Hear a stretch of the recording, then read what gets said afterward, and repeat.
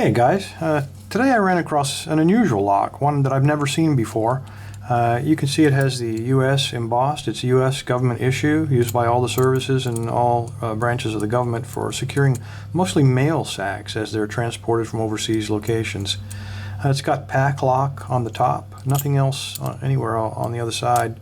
And on the bottom you can see it's 100G-Series from Pacific Lock Company. And then if you look closely, you can see the code for the key, 04783. I can tell you that I did have to pick some of these today where the keys were lost, and I borrowed this one. What I can tell you about these, they're not rakeable, that they do have security pins, and that I picked a total of 4 of them. 3 others that lost keys, and then this one, which of course does have the key.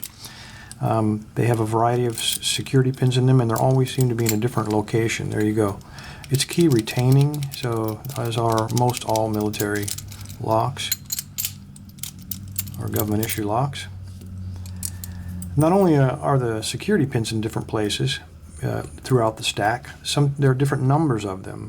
One of them had only 1 security pin, and one of the others I picked had 4, so it's kind of like Christmas. You never know what you're going to get. And then the final thing I learned about picking these is that the spring tension in these is just stunningly light. It's very difficult to feel. The lightest touch will set the pin or overset it very easily. So you have to be very delicate if you run across one of these.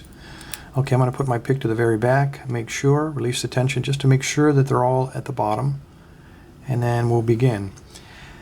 We have to use top of the key tension because if you look at from a side view, you can see these rivets stick up quite a big distance. So bottom of the keyway, the wrench seems to get caught up between these two, so that's impossible, or between these two depending on the angle. And even with top of the keyway, you have to make sure that you use the long side of the wrench so it extends above these rivets. And believe me, I learned that from experience. My wrench was up against it and I didn't realize it until I became pretty frustrated. Okay, I'll be quiet, mostly because I have to. I'm going to try to find fin number 5 and see if we can get this thing picked. Okay, 5 just set. It would appear to be some kind of security pin, probably a spool.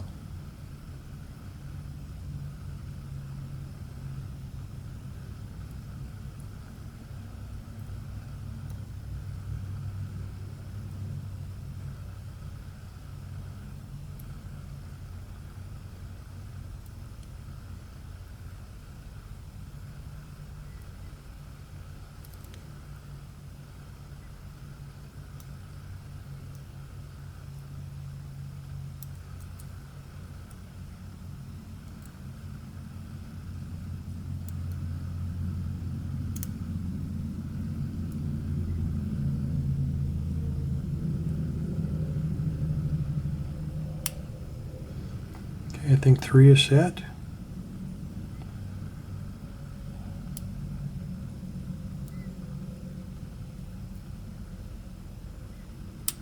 And there we go, got an open.